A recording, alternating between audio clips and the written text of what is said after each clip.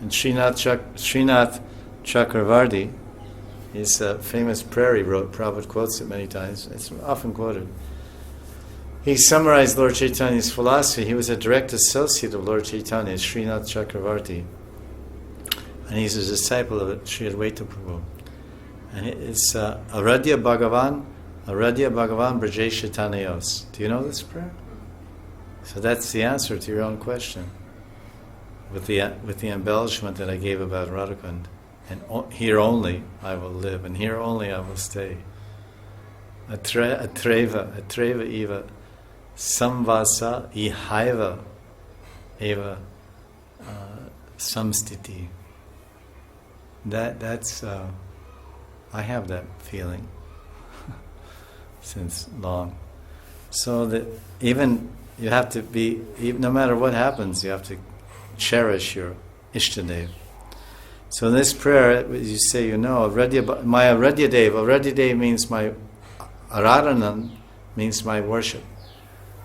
Aradhya Bhagavan Brajesha. I worship God. My worshipful entity, my Ishtadev is God, Bhagavan. Bhagavan means Bhagavan, God. But which form of God? Vishnu? Narayan? Nrsimha? Vaman? Jagannath? Which form of God? So you don't know. Aradhya Bhagavan Brajesha, Braja Isha, Tanya. I worship the Tanya, the child Tanya of the Lord of Vrindavan, the King of Vrindavan, Nanda Maharaj, Braja Isha Tanya.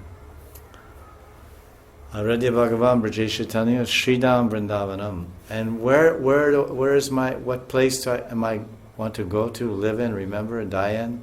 Sri Vrindavan. That's the generic destiny. Then where? Well, now you're in Vrindavan. Where in Vrindavan? Well, it should be a lila stali. Well, lila means rasa.